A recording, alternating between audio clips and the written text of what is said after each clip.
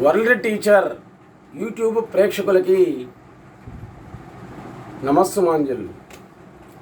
మన subscribers viewers చాలామంది ఫోన్లు చేసి, సార్ మీరు చెప్పేది బాగానే ఉంది, ఆధ్యాత్మిక విషయాల గురించి చెప్తున్నారు రోజు కూడా, కానీ మన దేశంలో ఆధ్యాత్మికవేత్తలు ఎంతోమంది జన్మించారు, వాళ్ళని గురించి కూడా అప్పుడప్పుడు వివరిస్తూ ఉండండి, తెలుసుకుంటామని చెప్పారు. వాళ్ళు చెప్పింది కూడా నిజమే అనిపించింది అనమాట. అప్పుడప్పుడు ఒక్కొక్క ఆధ్యాత్మికవేత్తల గురించి, దైవశక్తి కలిగినటువంటి వాళ్ళని గురించి వివరించమని చెప్పారు. చాలామంది కూడా నాకు సలహా ఇచ్చారు, అది కూడా నిజమే అనిపించింది. అందుకని మనం ఈరోజు జిల్లెళ్ళమూడి అమ్మవారు అనసూయ మహాదేవి, ఆమె యొక్క చరిత్రను గురించి మనం చెప్పుకుంటాం. అసలు ఎవరు ఈ అమ్మ, ఏ విధంగా మెలిగింది, దైవశక్తులు ఈమెకి ఎలా వచ్చాయి అనేటువంటి దాని గురించి మనం చెప్పుకుంటున్నాం. జిల్లెళ్ళమూడి అమ్మగా పూజలు అందుకున్నటువంటి అనసూయ మహాదేవి మన్నవ అనేటువంటి గ్రామంలో సీతాపతి, రంగమ్మ అనేటువంటి వాళ్ళకి జన్మించారు. ఆమె పుట్టినప్పుడే కొన్ని వింతలు అనేటువంటి చూశారు. అప్పుడు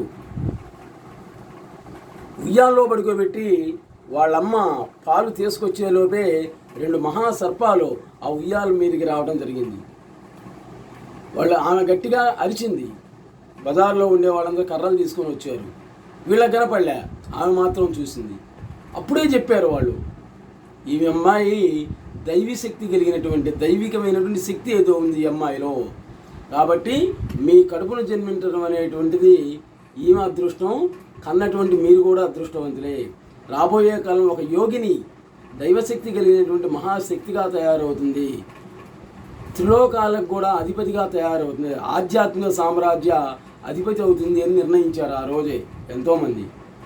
తర్వాత సరే 4-5 సంవత్సరాలు వచ్చిన తర్వాత స్కూలుకు పంపించింది. ఆ స్కూలుకు పోయిన తర్వాత అక్కడ మెడిటేషన్, ధ్యానంలో నిమగ్నమైపోవటం మొదలుపెట్టింది.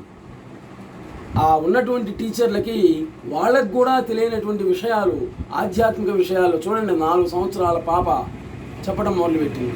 ఆ స్కూల్ టీచర్స్ కూడా చెప్పారు, రాబోయే ఈమె ఒక యోగిని, దైవశక్తి ఏదో ఉంది ఈమెలో, మానవ రూపమైనటువంటి దేవత అని నిర్ణయించారు ఆ రోజు అందరూ. సరే దసరా సెలవులు వచ్చాయి, ఓ 10 రోజుల్లో 15 రోజుల్లో ఇచ్చారు. ఈ అమ్మాయి రాలే ఇంటికి. పాపం ఆయన సీతాపతి గారు అందరికీ కబురు చేసి అడిగారు. చివరికి ఎంతవరకు పోయిందంటే పోలీస్ స్టేషన్ వరకు పోయిందనమాట. మా అమ్మాయి ఇంటికి రాలేదు అని బంధువుల్ని, స్నేహితుల్ని అందరిని అడిగారు. తెలియదు, రాలేదని చెప్పారు. శోక సముద్రంలో మునిగారు పాపం వాళ్ళిద్దరు కూడా, భార్యాభర్తలు. ఒక్కగానొక్క కూతురు ఈమె. చివరికి దసరా సెలవులు అయిపోయిన తర్వాత హెడ్ మాస్టర్ వచ్చి తాళం తీస్తే ఆ స్కూల్లో ఒక మూలన మెడిటేషన్లో నిమగ్నం అయిపోయింది. మరి చూడండి, మరి ఆహార పానీయాలు ఆమెకి ఎలా వచ్చాయి, మెడిటేషన్లో నిమగ్నం అయిపోయిందంటే. అప్పుడు వాళ్ళు కూడా చెప్పారు, మేము చెప్పాం కదా ముందే, మేము దైవశక్తి కలిగింది అని చెప్పారు. తర్వాత 5-6 సంవత్సరాల్లోనే కన్న తల్లి మరణించింది, చనిపోయింది. పెంపుడు తల్లి అధీనంలో పెరిగింది. ఇంకా ఆ తర్వాత యుక్త వయస్సు అనేటువంటిది వచ్చింది. అందరూ ఏమనుకున్నారు, ఇంకా వివాహం ఇటు దూరంగా ఉంటుంది, సన్యాసినిగా తయారవుతుంది, నన్ను అలా తయారవుతుందని అందరూ అనుకున్నారు. చిరుచరు యుక్త వయస్సు వచ్చింది, ఊర్లో వాళ్ళందరూ అనడం మొదలుపెట్టారు, ఆమెను పెంపుడు తల్లి కదా, అమ్మా అదే నీ కన్నబిడ్డ అయితే వివాహం చేస్తావు కదా, పరిస్థితి అని అడిగితే ఈ అమ్మాయిని అడిగారు. అమ్మ మరి అందరు ఇట్లా అనుకుంటున్నారు, యోగిని అని అనుకుంటున్నారు అందరు కూడా, మరి వివాహం చేసుకుంటావా, అందరూ మమ్మల్ని అడుగుతున్నారు అనండి. అప్పుడు ఆమె ఒకే ఒక మాట చెప్పింది, వివాహం వైవాహికంగా ఉంటూనే ఆధ్యాత్మికంగా సంపాదించాలి ఇది, కాబట్టి వివాహానికి దీనికి సంబంధం ఏం లేదు అని. సరేలేమని ఎవరిని చేసుకుంటామంటే వాళ్ళ మామయ్య నాగేశ్వరరావు గారు, ఆయన జిల్లెళ్ళమూడి కరణం గారు, ఆయన్ని వివాహం చేసుకుంటానండి. ఆయన కూడా ఏమన్నారంటే ఒక రకంగా ఆయన ఆలోచించారు. సరే వివాహం సుముహూర్తం నిర్ణయించారు. వివాహ సమయంలోనే ఆ తాళి కట్టేటప్పుడే భవిష్యత్తు మొత్తం చెప్పింది ఇవే భర్తతోటి.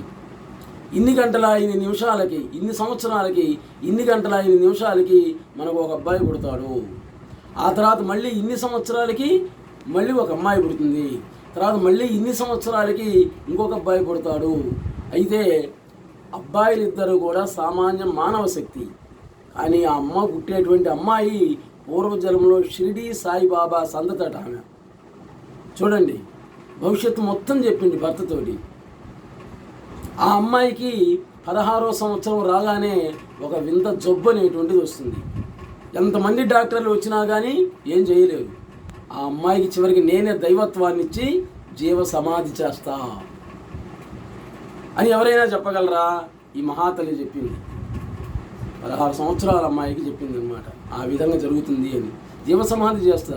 దైవిక శక్తులన్నీ కూడా అమ్మాయి దగ్గర ఉంటాయి. నాకంటే కూడా దైవిక శక్తులు ఎక్కువగా ఉంటాయి కూడా. ఎవరంటే ఆమె సాక్షాత్ పరమేశ్వరి, ఆది పరాశక్తి.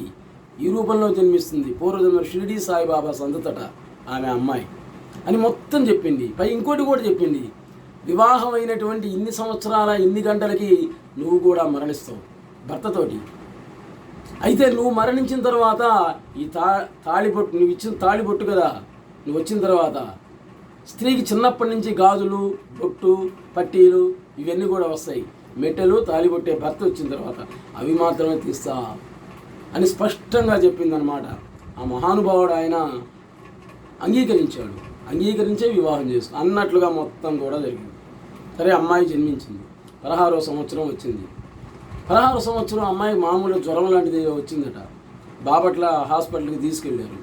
అప్పుడు వాళ్ళతో చెప్తూనే ఉంది ఈమె, ఆయుర్దాయం ఇంకా రేపు ఇన్ని గంటల 5 నిమిషాల వరకే జీవ సమాధి చెయ్యాలి, బతికుండానే సమాధి చెయ్యాలి అని చెప్పడం మొదలుపెట్టింది.